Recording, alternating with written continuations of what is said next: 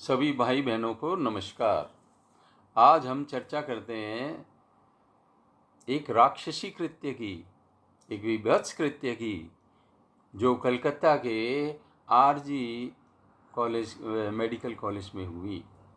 एक trainee doctor के साथ वो जो विभत्स घटना हुई है, जो राक्षसी घटना हुई है, जिसको लेकर के 7,000 गुंडे लगभग उस मेडिकल कॉलेज में घुसते हैं, तोड़फोड़ मचाते हैं और जो भी सबूत है उन्हें नष्ट करने का प्रयास करते हैं।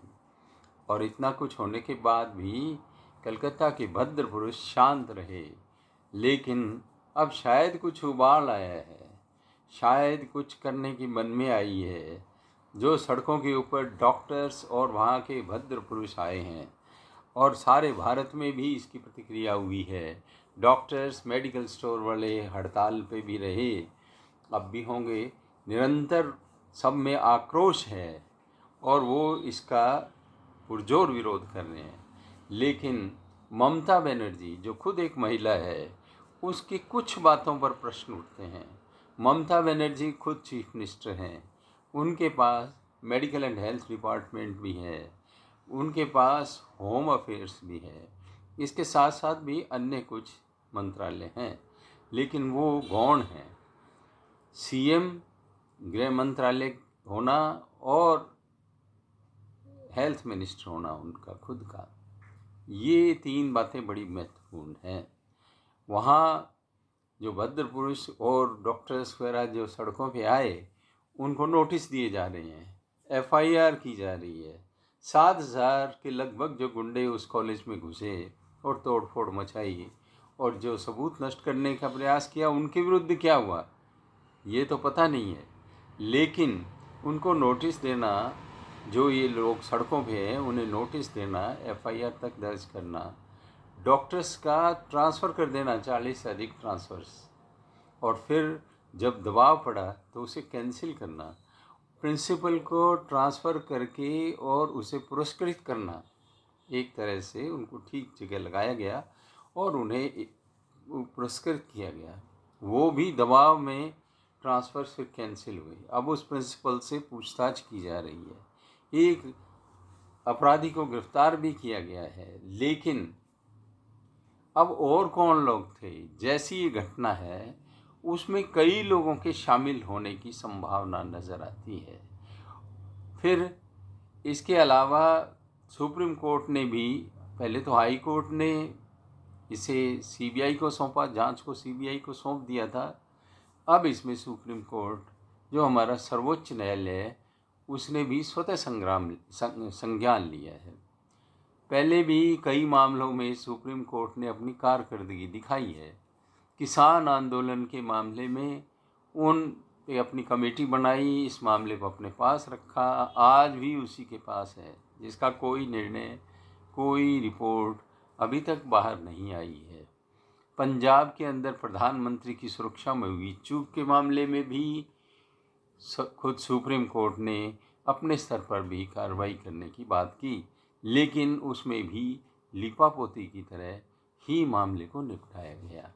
अब देखना ये है कि हमारा सर्वोच्च न्यायालय इसमें क्या करता है, वो कितना स्पीडी इसका ट्रायल करता है और अपनी जो प्रभाव है भारत के जनमानस पर सुप्रीम कोर्ट का, वो प्रभाव और एनफोर्स होता है या उसकी क्या स्थिति होती है, ये बात अभी देखने के काबिल है।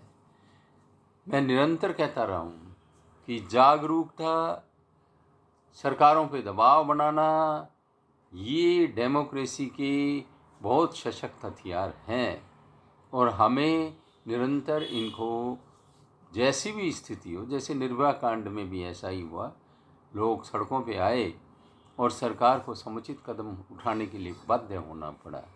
टीएमसी के एक नेता भी इसके विरुद्ध आए हैं, तो शायद उनकी ज़मीर जाग गई होगी। वैसे नेताओं की हालत ये है, पार्टियों की हालत ये है, भाग भाग करके हाथरस में भागते हैं। हाथरस कांड जब हुआ या नहीं हुआ, जैसा भी उसका परिणाम आया, लेकिन सब भाग भाग के जाने लगे। अब जो इंडी गैंग है, जो पार्टियों का समूह है वो चुप है, क्योंकि ये बंगाल का मामला है, ये ममता बनर्जी के वहाँ का मामला है। क्या ये सब पॉलिटिकल पार्टीज अपने अपने गठबंधन का इसी तरह ध्यान रखेंगे? क्या नेताओं की खुद की कोई ज़मीर नहीं होते? क्या नेता लोग खुद से कोई नैतिक आधार पर कोई स्टैंड लेकर के अपनी बात जनता तक क्यों नहीं कहते? पार्टियों में ऐसी एकता, ऐसी विलक्षण एकता, गठबंधन में ऐसी एकता, ये प्रजातंत्र के लिए बहुत बड़ा खतरा है। और ये दिखाता है कि भारत के पॉलिटिशियन जिम्मेदार नहीं हैं। उन्हें अपनी सत्ता की बहुत बड़ी भूख है और अपने वोट बैंक्स की चिंता है। उसके लिए वो कुछ भी कर सकते हैं, उनके लिए सही गलत कोई मापदंड नहीं है।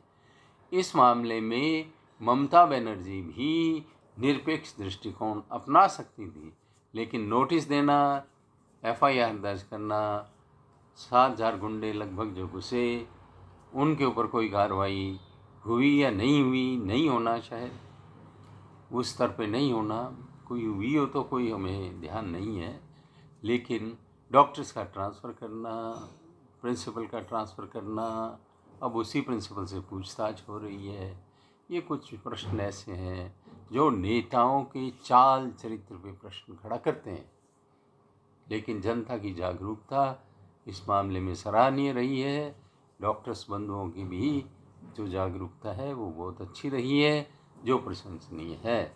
सभी बहन भाइयों को नमस्कार और पुनः धन्यवाद। एक बार फिर से धन्यवाद। जागरूकता के लिए जागरूकता बनाए रखें और प्रचार तंत्रों का भरपूर उपयोग करें। पसंद आए तो लाइक, शेयर एंड सब्सक्राइब करें।